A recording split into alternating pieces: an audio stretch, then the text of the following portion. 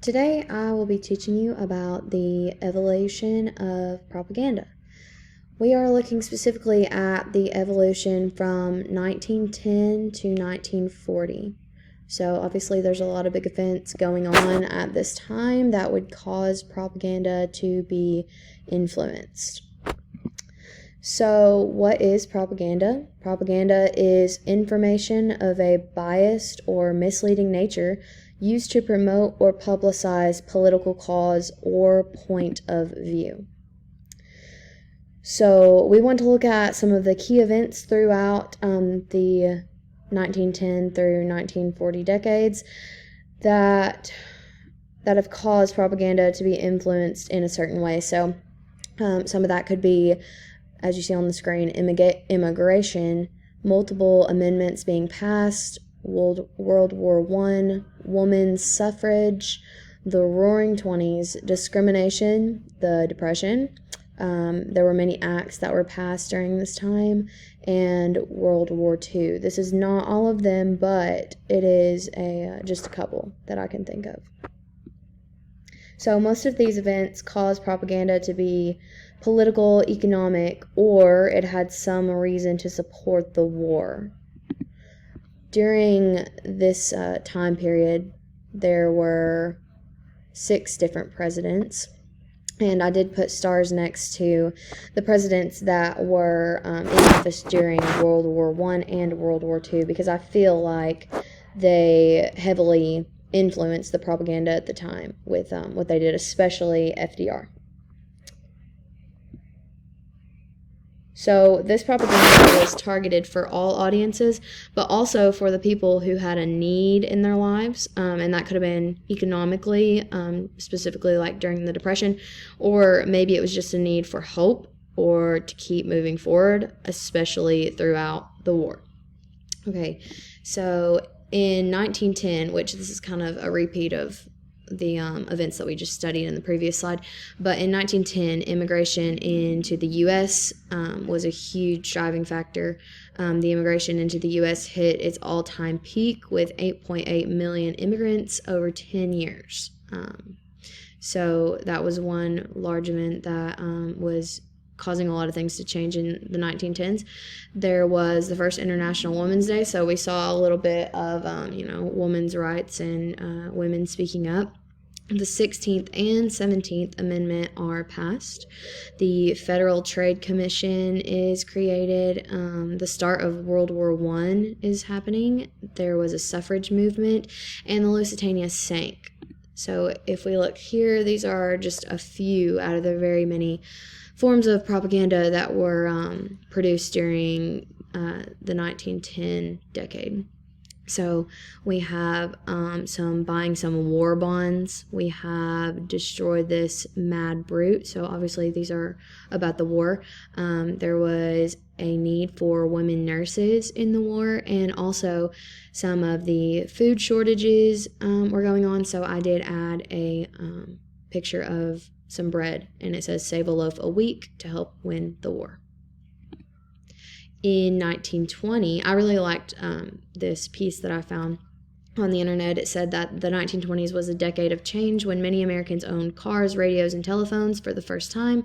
The cars brought the need for good roads. The radio brought the world closer to home. The telephone connected families and friends. Prosperity was on the rise in cities and towns, and social change flavored the air. Some rural farmers were leaving their farms in order to receive a regular paycheck in the factories. Unions were on the rise. Women shortened or bobbed their hair. Flappers danced and wore fancy dresses, and men shaved off their beards. So obviously this is the Roaring Twenties, and everything is changing at this point.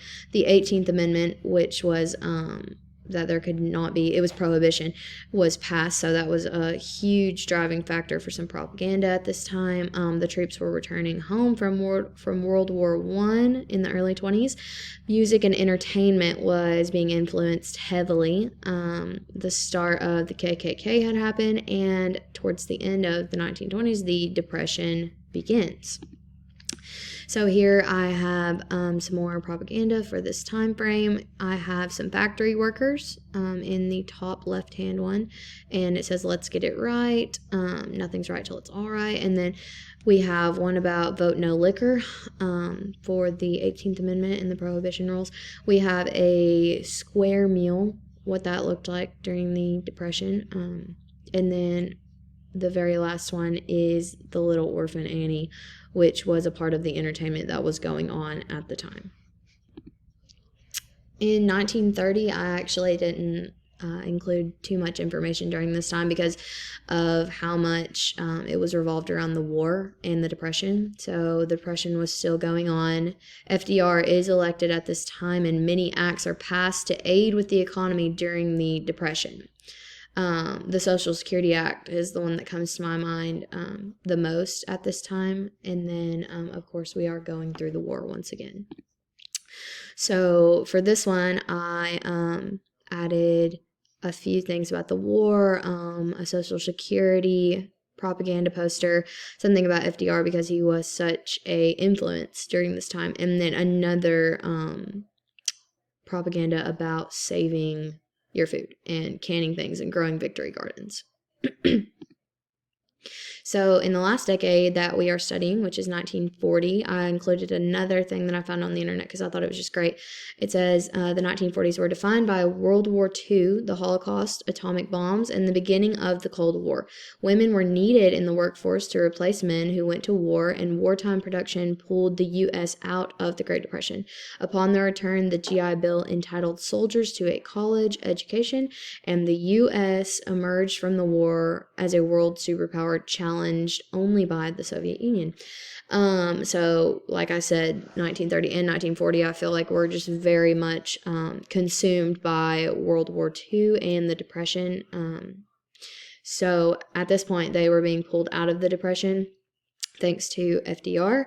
And another huge thing that drove propaganda in the 1940s was the draft. There was a lot of negative backlash from that.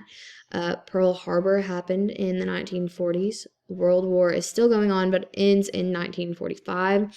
Entertainment promotes the war, specifically through superheroes and cartoons, and there was lots of bombing, like Pearl Harbor. So the last set of propaganda that I have included is a little piece about buying victory bonds for whenever the boys came home. Buying victory bonds once again for the war that they were fighting. We have a shoe repair poster about stomping on the Axis. I also included one about spies and how women were considered loose talkers during World War II, and the spies that were potentially listening in on what they were saying. And then the last thing that I included, the second to last thing that I included was this Captain America poster that was promoting speaking about the war, because I thought that was kind of neat. I mean, definitely targeted to give people like a sense of hope by using superheroes. And then the last thing is some men holding bombs.